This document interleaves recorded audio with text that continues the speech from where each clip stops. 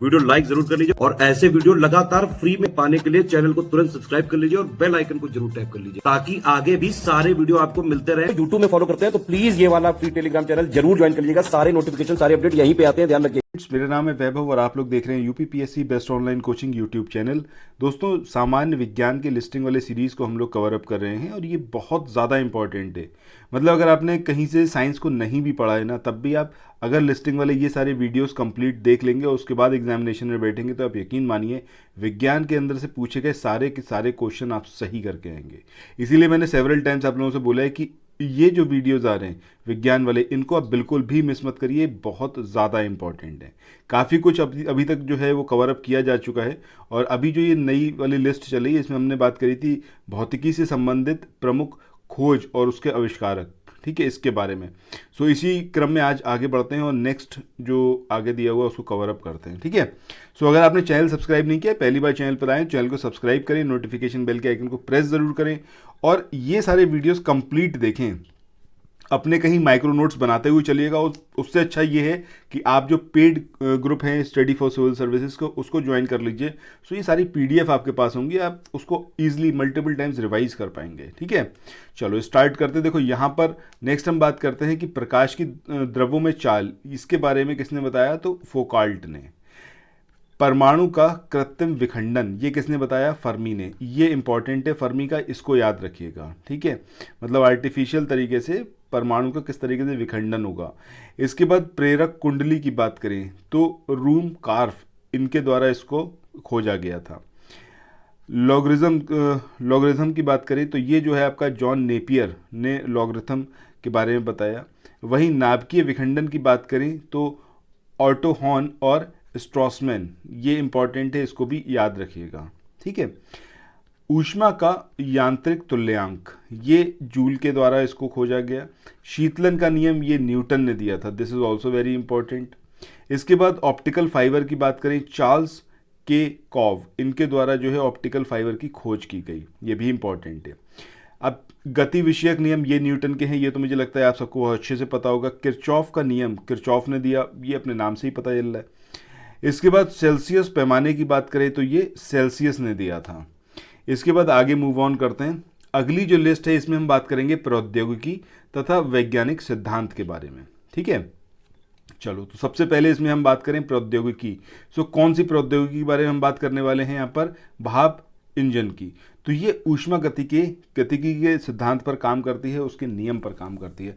अच्छा, क्या होता है ये ऊष्मा गतिकी का नियम, ये कमेंट सेक्शन में बताइएगा। एक लाइन में इसका जो डेफिनेशन है वो सिंपल बताना है आपको। नाभिकीय रिएक्टर की बात करें तो ये नियंत्रित नाभिकीय विखंडन के सिद्धांत पर काम करता है।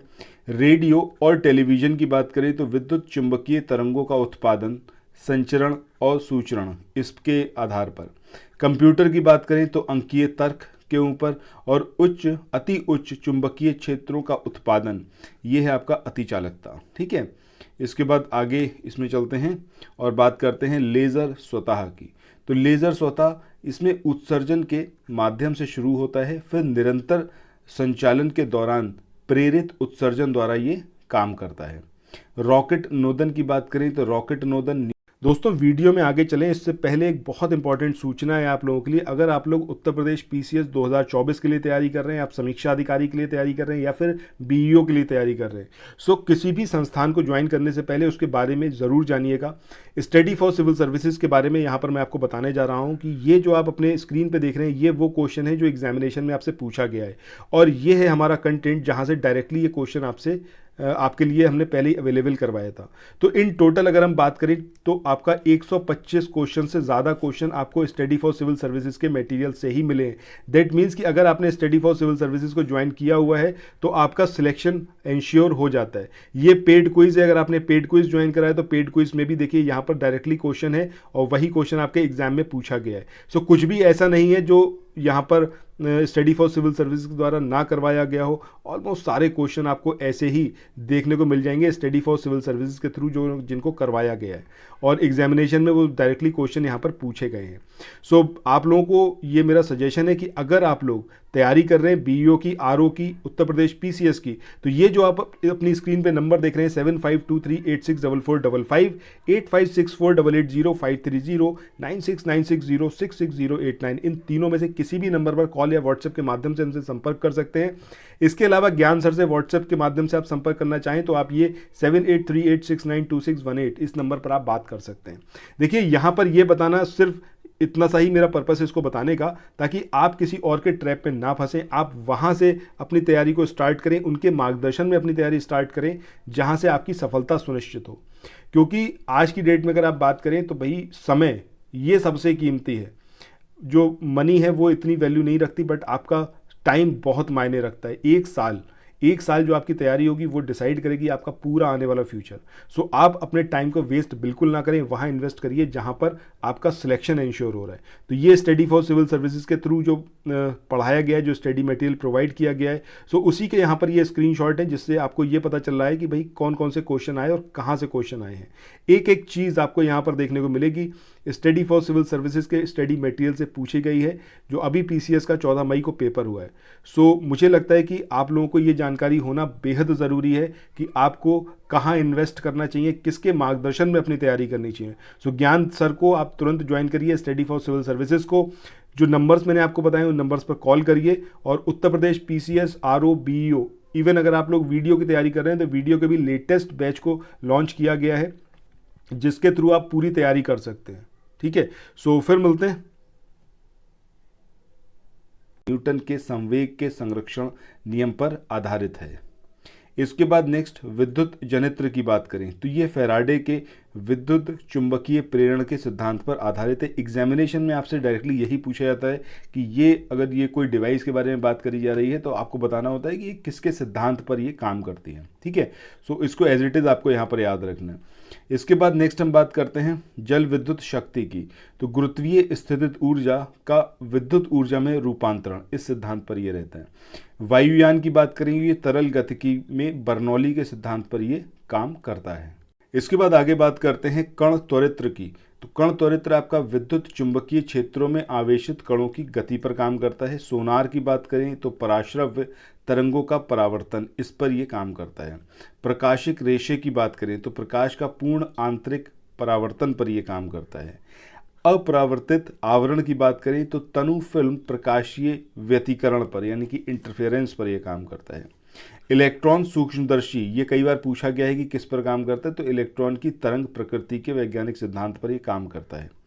प्रकाश विद्युत सेल की बात करें तो प्रकाश विद्युत प्रभाव के सिद्धांत पर यह काम करता है। नेक्स्ट बात करें हम किसकी, संलयन परीक्षण रिएक्टर टोकामैक, ये जो है आपका प्लाज्मा का चुंबकीय प्रतिरोध, इस पर यह काम करता है। वृहद मीटर वेव रेडियो टेलीस्कोप यानी कि GMRT, ये आपका कॉस्मिक रेडियो किरणों का संसूचन पर काम करता है। और बोस आइंस्टाइन दाब, ये आपका लेजर पुंजों तथा चुंबकीय क्षेत्रों द्वारा परमाणुओं का प्रग्रहण और शीतलन पर यह काम करता है। ठीक है, ये भी इंपॉर्टेंट है। सो ये तो बात हो गई हमारी कुछ ऐसे उपकरण किस सिद्धांत पर काम करते हैं इसके बारे में। इसके बाद नेक्स्ट जो लिस्ट है इसमें हम बात करेंगे भार और द्रव्यमान में क्या अंतर होता है। तो एक तरफ यहाँ पर आप देख रहे हो, एक तरफ दिया हुआ है क्या भार और एक तरफ दिया हुआ है क्या द्रव्यमान। ठीक है, सो डिफरेंस क्या है। जब हम भार की बात करते हैं तो पृथ्वी का गुरुत्वाकर्षण बल जो किसी भी वस्तु पर लगता है वो उसके भार को दर्शाता है, मतलब वो उसका भार है। जबकि द्रव्यमान क्या है, वस्तु या पदार्थ का परिमाण, मतलब उसमें ग्रेविटेशन जो लगती है पृथ्वी के द्वारा, जो गुरुत्व लगता है फिर गुरुत्वाकर्षण बल लगता है, उसको हटा देंगे तब वो कहलाएगा द्रव्यमान, और गुरुत्वाकर्षण लग जाएगा तब वो क्या कहलाएगा आपका, उसका भार। इसका मात्रक क्या होता है, न्यूटन। जैसे आपने देखा ना कि F=mg, ये फॉर्मूला आपने पढ़ा होगा। ठीक है, तो यहाँ पर फोर्स है, इधर द्रव्यमान है और इधर क्या है, ये g गुरुत्व है, ग्रेविटी। तो अगर ग्रेविटी है द्रव्यमान के साथ में, तब ये आपका क्या कहलाएगा, बल कहलाएगा। वो बल जो पृथ्वी की तरफ से उस वस्तु पर लग रहा है, और इसी को क्या बोला जाएगा, भार बोला जाएगा। जबकि अगर यहाँ पर हम सिंपली m लिखेंगे, मास, तो ये आपका क्या बन जाएगा, द्रव्यमान बन जाएगा। ठीक है, आई होप कि आपको समझ में आया होगा। और ये वो चीज़ें जो आपने हाई स्कूल इंटर में आराम से मतलब पढ़ी है, इसको बहुत अच्छे से पढ़ा है आपने। ठीक है, सो अगर हम भार की बात करें तो इसका मात्रक क्या है, न्यूटन है। जबकि हम द्रव्यमान की बात करें तो इसका मात्रक क्या है, सिंपल किलोग्राम है। भार क्या है, एक आपका सदिश राशि है, एक पर्टिकुलर डायरेक्शन में ही फोर्स काम कर रहा होगा, जो अभी मैंने F=mg दिखाया था आपको फॉर्मूला। और जब हम बात करेंगे किसकी, द्रव्यमान की, तो ये एक अदिश राशि है, मतलब किसी एक डायरेक्शन में द्रव्यमान नहीं, डायरेक्शन नहीं होता, इसमें सिर्फ परिमाण होता है, मैग्नीट्यूड होता है।